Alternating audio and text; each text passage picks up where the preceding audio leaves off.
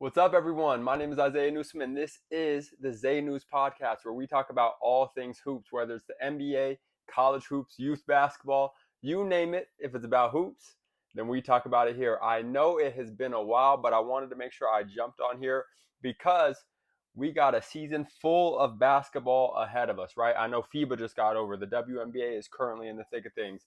But upcoming, right, within the next month, we got the NBA starting back up, college basketball starting back up, high school basketball starting back up. So I want to touch on a few different things and talk more generally about basketball, the journey of basketball, and just all of the elements that coincide with that. You know what I'm saying? So this podcast today isn't going to be as focused on things like NBA players, individual NBA stuff like that. It's more so going to be talking about just the journey of basketball, basketball for all, right? Basketball for college players, youth players, things that they can work on, things that they can expect coming into their seasons, right, as they're approaching their seasons, and how they can prepare to have the best season possible. So these are all things that I wanted to talk about today.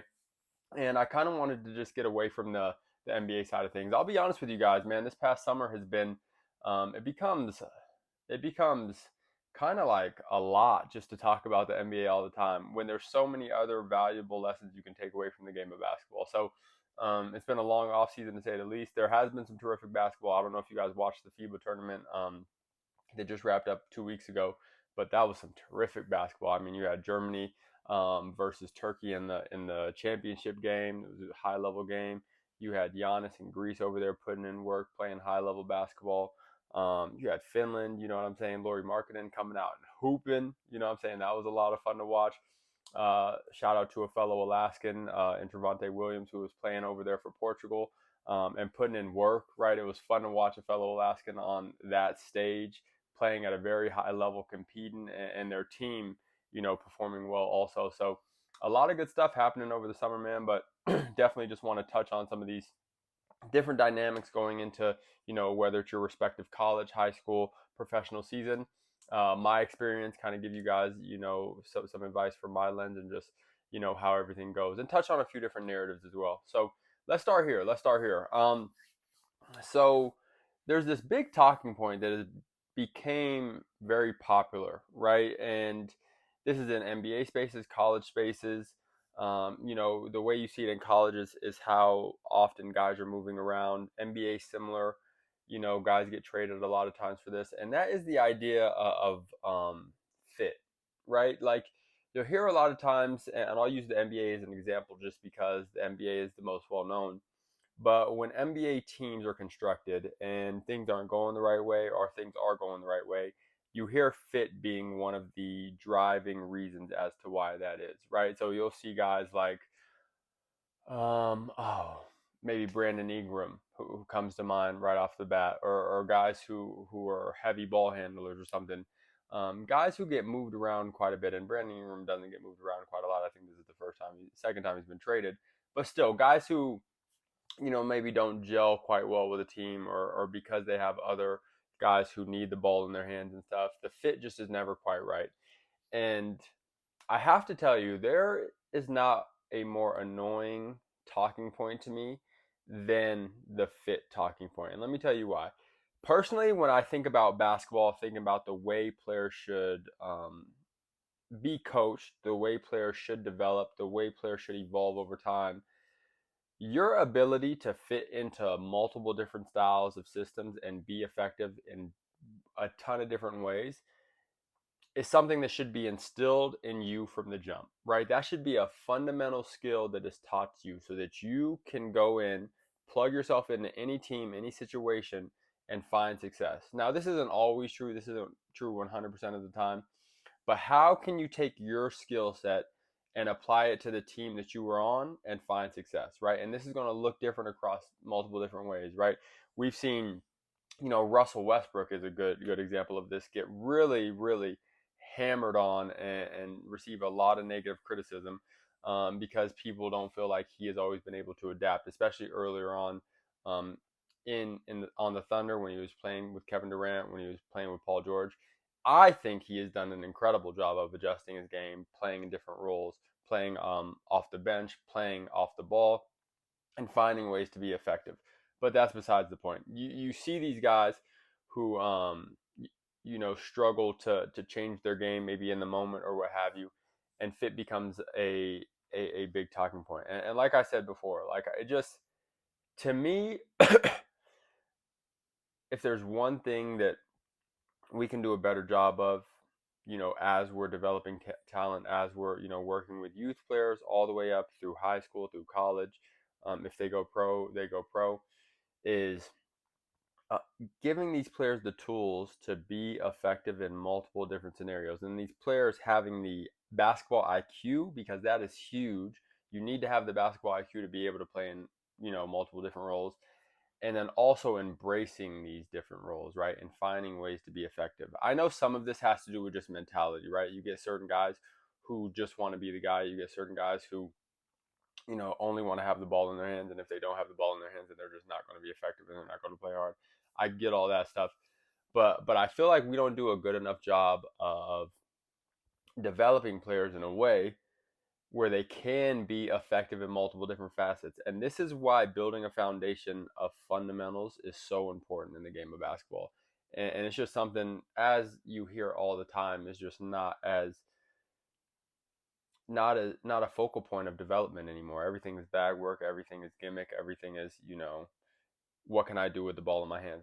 But the reality of it is, when you're on the basketball court, you're not going to have the ball in your hands all the time. What can you do when the ball is not in your hands? What can you do when you are limited to a role of just being a spot up shooter? What can you do when you're just, limited to a role of, being a great rebounder? Can you still defend at a high level? Can you still set screens at a high level? Can you still cut at a high level? Can you still run things with the proper intensity to get your teammates open, to open up lanes, to open up opportunities for other players, and be a star in your role, right? I think this is something that we need to start really, really attacking and really start focusing on when we're talking about development, because I just see so many times, and on the NBA, it's really annoying because it's amazing to me how many ultra supremely talented players cannot do this. They don't have this skill, right? They are unable to adapt their game in a way that's going to be effective for their teammates around them, right? They can't come off the ball, right? They can't, not be the primary shot creator. They can't, be a spot up shooter. They can't be a great screener. They can't be a great cutter. They can't be a great post player.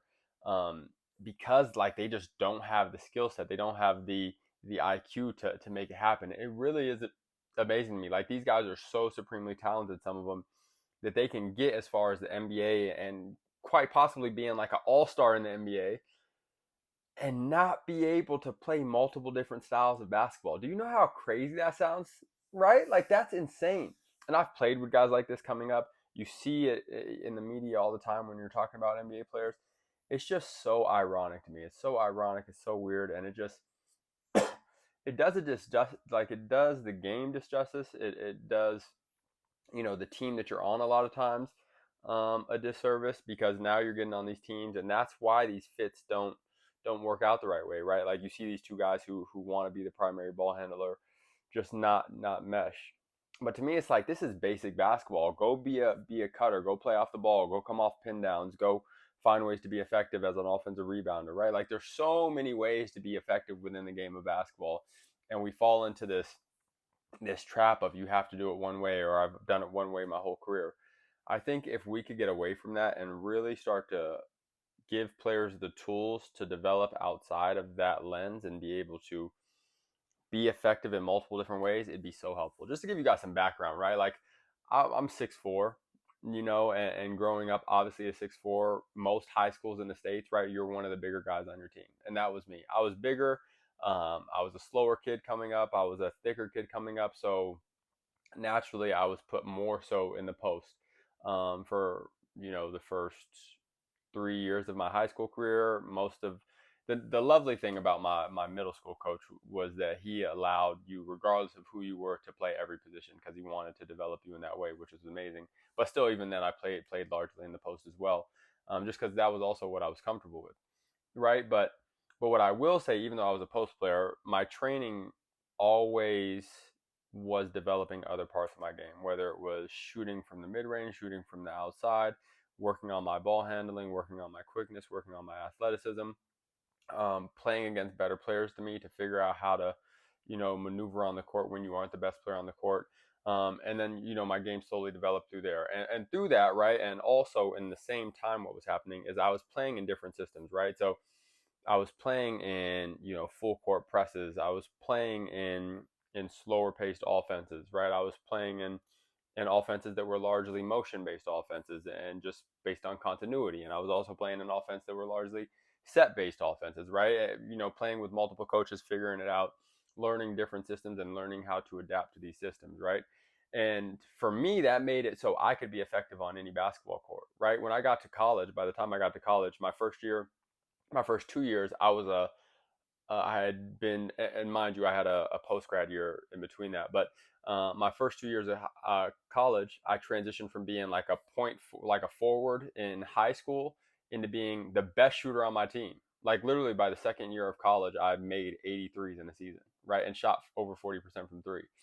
And then I transfer from the school I was at, and I go to another school, and they have me running the trail four spot, right? So now I'm playing a four man. I'm guarding bigs, again similar to what I did in high school, which was great because it's something that I was familiar with. So I was guarding guys bigger than me. I was still being able to play on the perimeter on offense, but on defense, I was mostly playing on the interior. But I was very switchable. I could play multiple positions. Point being, that the way my development was set up and the opportunity to play for multiple coaches who allowed me to play different positions, allow me to explore my skill set and also develop my skill set, allowed me to have just a wide ranging skill set. And if there's one thing I give myself credit for, right, I wasn't the best athlete. I wasn't the most talented player at any point in my career, right? Like literally, when I say I wasn't the best athlete, I quite possibly was the worst athlete on every college team I played for.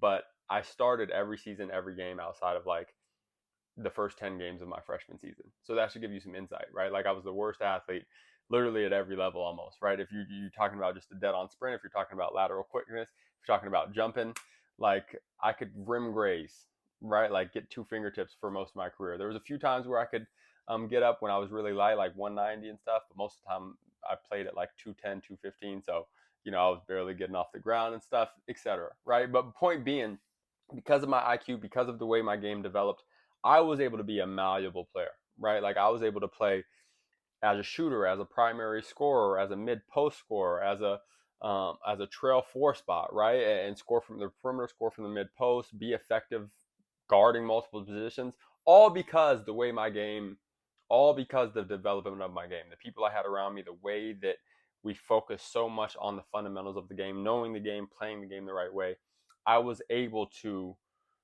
do all these things that made me a great teammate, to be quite honest with you, right? To not big up myself too much, but to be a great teammate, right? Like I don't know, and maybe they just never tell me, but like I'd be shocked to find a teammate who didn't enjoy playing with me, because I was a guy who was going to make the right play.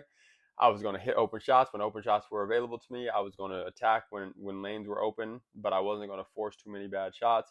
I mean, occasionally everybody does, but you get what I'm saying, right? So I say all this to say we really have to start getting away from this cop out, right? I think this talking point of fit is a cop out a lot of times. It's a cop out for players. And that's not to say that this is going to be a perfect science and you can, sometimes, it's deeper than that, right? Like sometimes um, just personalities don't mesh, right?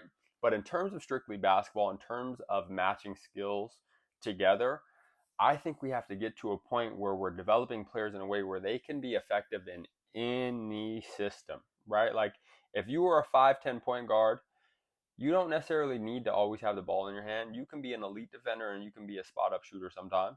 Yes, you can, right? I know ideally you want to be the primary ball handler, and you can still do that primarily, right, most of the time.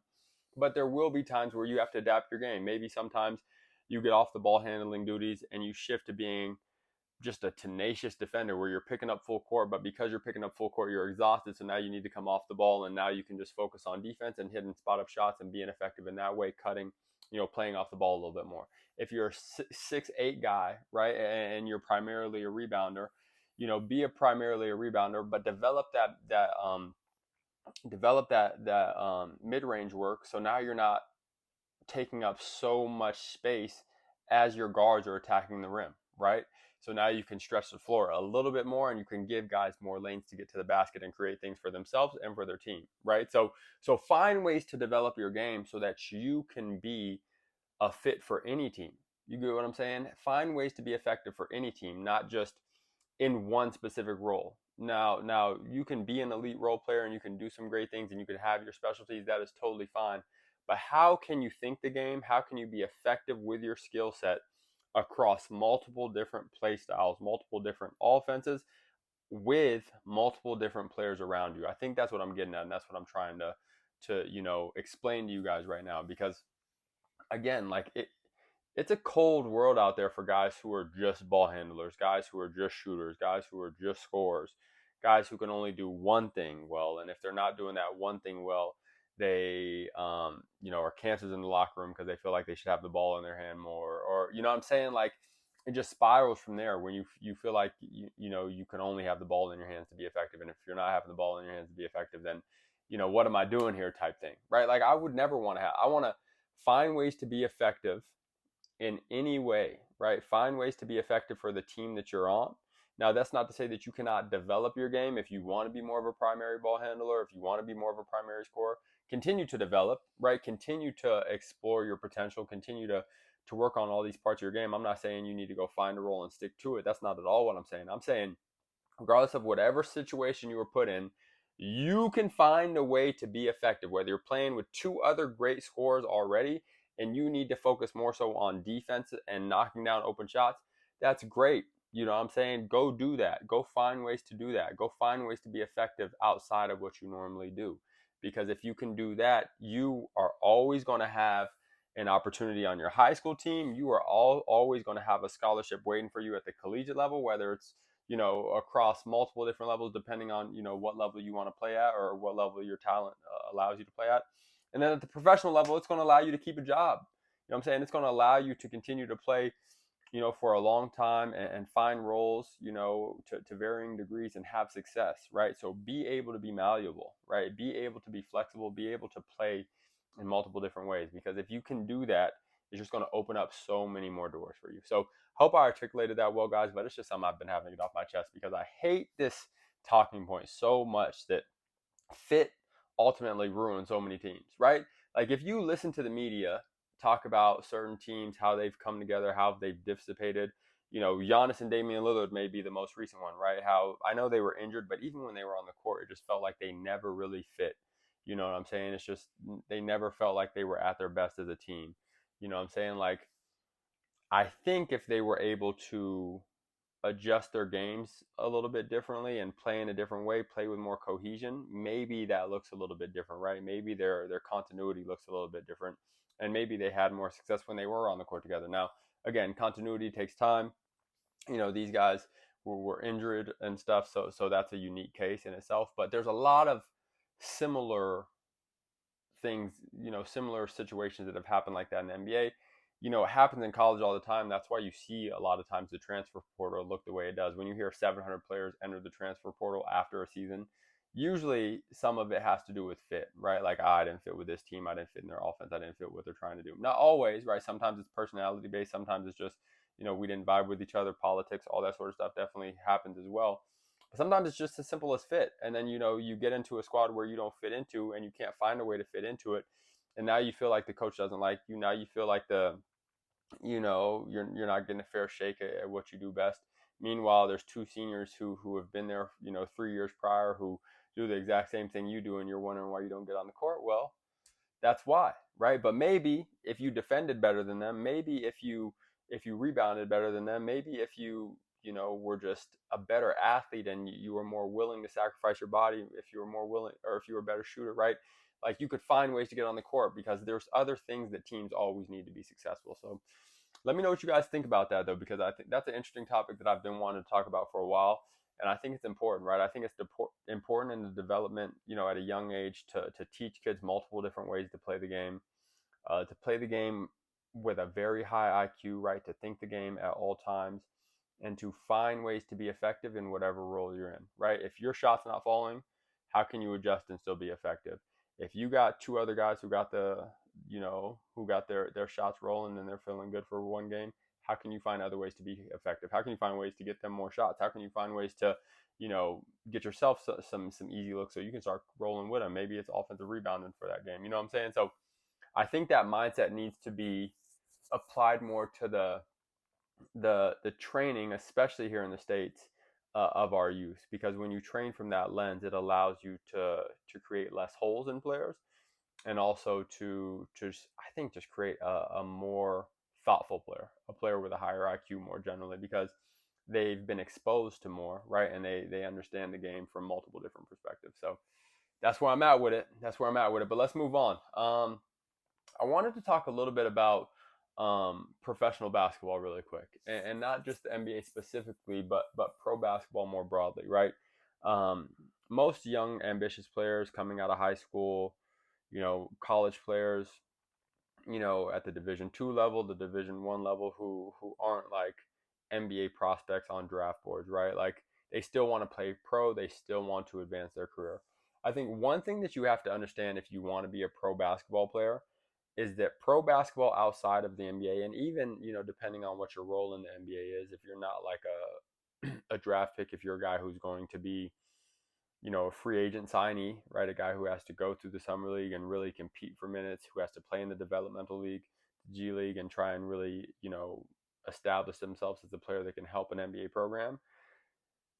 Pro basketball is a war of attrition, right? It is a war of who is going to stick it out the longest a lot of times. Because as I'm sure you've seen, if you're someone who has competed in this thing for a while, there is so much talent out there. There are so many good players in the world, right? There's so many guys who play college basketball every year. There's so many guys shifting from one professional level to another professional level. There's so many high school players coming into college every year. There's so many guys around the world who are already in their professional programs, because in places like Europe and in Asia, they have these developmental leagues that funnel them up into their professional leagues. There's so many good players, right? There's so many good players, and there's only a finite amount of opportunity, right? And ultimately, it is going to take you being willing to sacrifice for longer than the next guy. And this is, let me put the caveat here. This is if all things are created equal, right? Like, let's assume that there's a line of talent for the level that you want to play at, and there's, 100 guys who are trying to compete for that same level, right? Ultimately, what it's going to come down to is, one, how willing you are to keep trying, right? Keep trying, especially if you're coming from a smaller situation, right? Or if you're coming from a lower level where you don't have the name value, right? Like, you need to have those connections. You need to find ways to get opportunities, go to these camps, um, and be careful about the camps that you go to, because there's a lot of scams out there who aren't going to get you signed anywhere. But with that being said, you know, how willing are you to go to these camps? How willing are you to, vouch for yourself, be your own spokesperson, network, get your name out there, and then get a job. And most likely that first job is going to be um, like a film job, meaning I'm going to this league just to collect film, just to show that I can play at the professional level. It's not going to be a job that's going to pay you um, hundreds of thousands of dollars. Not yet, right? Potentially down the road you could get there, but not yet. It's going to be a job that pays you $1,000 a month if you're lucky. It's going to be a job that pays for your housing if you're lucky. It's going to be a job that pays for your food and your transportation if you're lucky, and it's going to pay you, let's say $500 to $1,000 a month. Now, with that being said, can you go there? Can you produce, right? And then can you go and can you produce again the year after that, and the year after that, and the year after that? And while you're producing, can you continue to climb the ranks little after little, year after year, and begin to really, really separate yourself from the pack? Because everybody wants to play pro. The number of players that go from year one to year two probably is cut in year and a half. The guys who stay long enough to go from year two to year three, cut in another half. Year 4 to year 5, cut in another half, right? Like those first four or 5 years, guys are just dropping like flies, right? And then maybe there's some light at the end of the tunnel when you get around to year 4, year 5, where you finally got your big break, where you finally are getting, some decent compensation. Maybe you're making, $10,000 a month at that point, and this thing is really starting to become a career for you, right? You still love the game. This thing is really starting to become a career for you. Now it's sweet, right? Because now you're making really good money. You get to travel the world. Everything's paid for at this point. You're in at least probably a second division league, regardless of where you're at in the world, whether it's Asia, whether it's Europe, whether it's South America. Africa has some leagues developing now. The Middle East has some leagues developing now. So regardless of where you're at, can you sustain yourself through that, right? Because that's ultimately what it's going to take. It's going to take you being further away from your family than you have ever been, American players specifically. You know what I'm saying? Going to these countries that are 10 hours ahead of you, where you're trying to call your family, it's midnight where you're at, it's middle of the day where they're at, vice versa, and it's hard to pin them down. You begin to miss your family. You're on the road all the time, seeing new people, having a hard time communicating with people, because this country speaks a different language than what you're used to, et cetera, et cetera, et cetera. You can see how this stuff begins to compound, and you can see why it's so easy for guys to fall out of it. I fell out of it. I didn't last 5 years trying to play pro.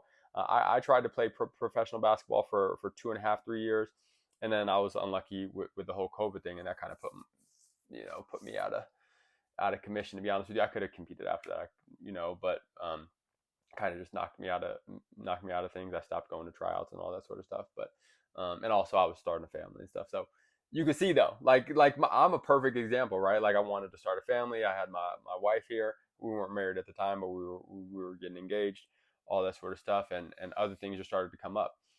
So, and I'm not saying that's wrong, right? Like I love the life that I have and the decisions that I made, and I'm happy as can be. I still get to play basketball whenever I want, a couple times a week, and I love the game for what it provided for me, and what I was able to get from it, from the hard work that I put in. So there ain't no complaints on my end, but I'm just saying, right? Like you could see, I'm a perfect example of how, it's a war of attrition, right? There's so many things that you're battling when you're battling with missing your family. You're battling with, do I want to start a family? I got my girl here. I got my family that I miss. Oh, my parents are getting sick. Oh no, now I got to go back home. I got to take care of things at home. Right. And people just start dropping out of it. And it's not a bad thing that people are dropping out of it, but it's just the reality that people start to drop out of it. Are you going to be one of the people who don't? Right. Because eventually, right, you just put the time in, and you put the years in, you put the work in. Eventually you're going to, something's going to stick. And eventually you're just going to have more and more and more opportunity, because now you have the experience on your side. You have the basketball resume on your side, and you can be vouched for these jobs. You've produced, right? Let's say your first year you went over to Romania and you averaged 20 in the lowest league in Romania. Second year you go to Serbia, and like third league Serbia, you average like 15.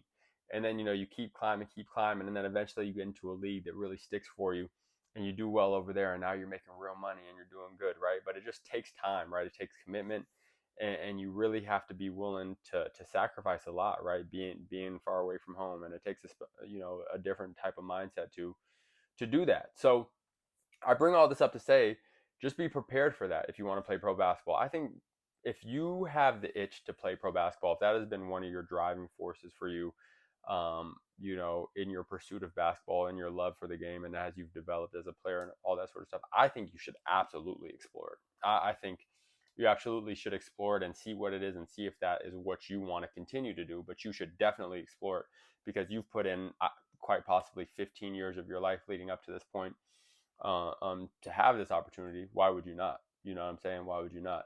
I think you should take the time to explore, and then from there, see if you want to continue to do it. But just know that it is going to be a war of attrition. It is going to take you making sacrifices, not being farther away from home than you have ever been. It's going to take you missing out on things. It's going to take you sometimes missing paychecks, because Europe is and some of these countries are totally different beast on how you get paid. They're missing money for you and all this sort of stuff. So just be prepared for that. But if you can do it, right, I've seen so many success stories where guys just stick it out longer than everybody else. Maybe they don't have the same obligations that some people their age may normally have. So it enables them to kind of push forward a little bit more, and they end up just blossoming into these amazing players with amazing careers, and and they have a lot of opportunity at their feet. So I think it's possible. I think you can definitely do it if you are willing to stick it out, but you just have to have the mindset that it's going to take me sticking it out. It's going to take me sticking around, not letting up, being in some countries that I've never been to before, that I don't understand the language on, and just exploring and being open to this. And I think that's a beautiful experience, right? Like seeing new countries, seeing new people, being immersed in different cultures, being loved by different cultures, right? Because these people, in a lot of these different countries take the game extremely serious as well. And it can be an awesome way for you to connect with people, create relationships with people, network with people. So just keep all that in mind, though. Keep all that in mind. But I definitely think it's worth doing.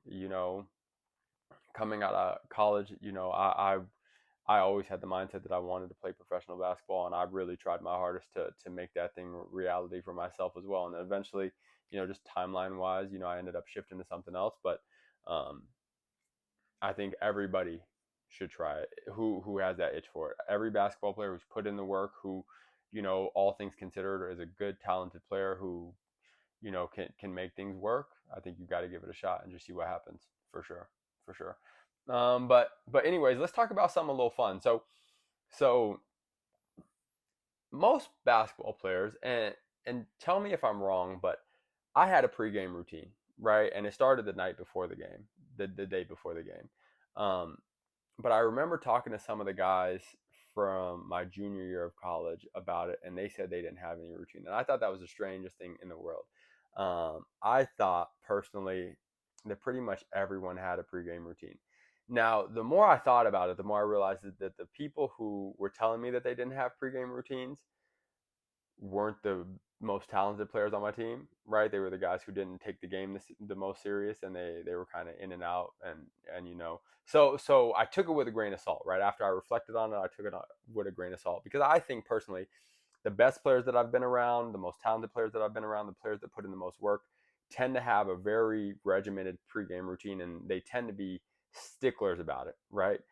Um, so for myself, mine started the night before, right? So every night before a game, especially if we were at home and I had access to my home gym, I would go into the gym and I would get up, upwards of 300 shots.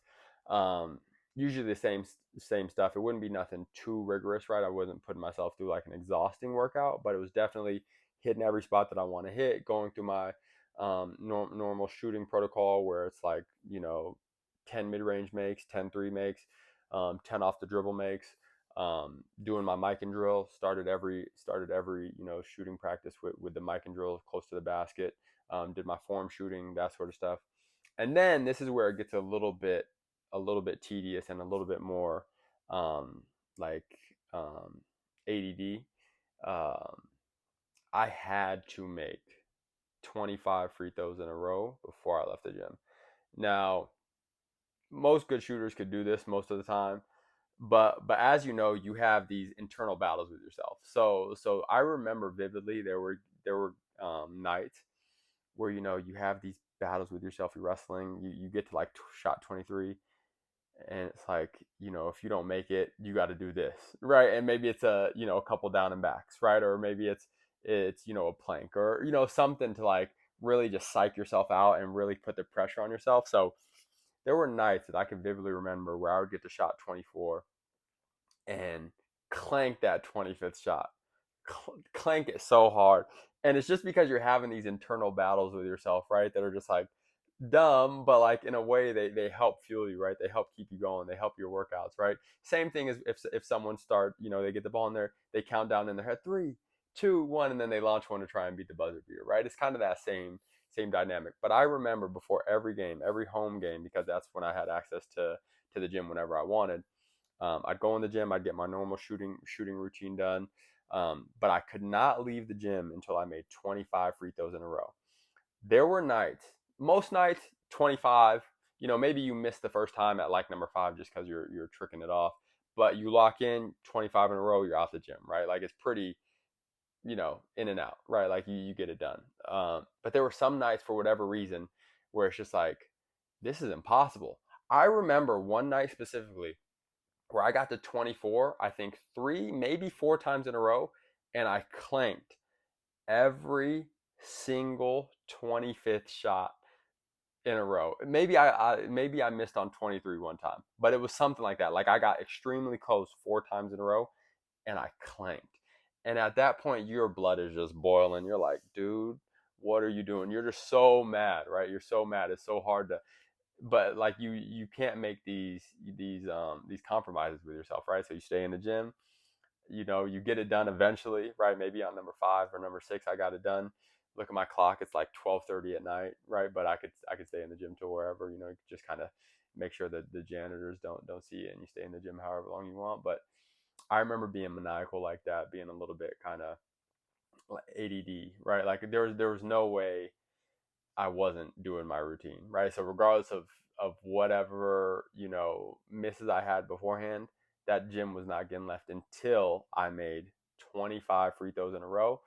And some nights it's just those nights that test you, right? They test you as a player, they test you as a person who's taking this thing serious, and you got to see if you're gonna fold or not. And personally, I never folded. You know what I'm saying? I locked in there and I made sure I got it done. But I'm wondering if other people have these same sort of like things in their head, right? Where they make these things up in their head, and they're just like, nope, I committed to it, I got to do it, right? And nobody else will know, nothing else. But like I said, I'm gonna hit 25 in a row. I got to hit 25 in a row. I don't care if I miss on 24 10 times in a row. I'm gonna stay in here until I get it done. And that's what it was, man. That's what it was. I'm sure people have that. And then I talked about pregame routines, day of the game.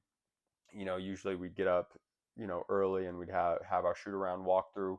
um, I always like to stay a little bit after, because in college mostly we got to shoot around on the bus together. So we'd get there, we'd get to walk through, and we'd essentially start right away. But I like to stay at walkthrough for a little bit longer, and make sure I got my shots in and stuff while everybody's kind of winding down. And then especially for home games, I'd show up to home games like we were supposed to be there an hour before the game. I think it was 90 minutes before the game. I made sure I got there about 2.5 hours before the game.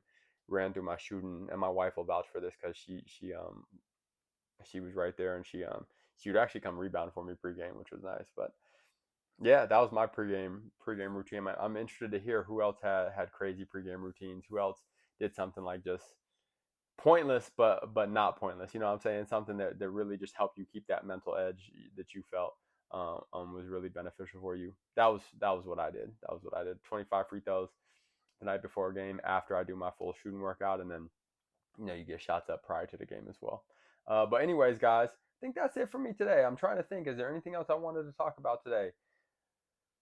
I think that is everything I wanted to talk about. So I've been wanting to touch more on stuff like this, right? Stuff that's more practical, stuff that can help players, by just kind of sharing my experience, sharing things that have worked for me, sharing things that I feel like I came up short in, as opposed to just talking about the NBA and stuff all the time. So leave a comment. Let me know how you feel about the content like this.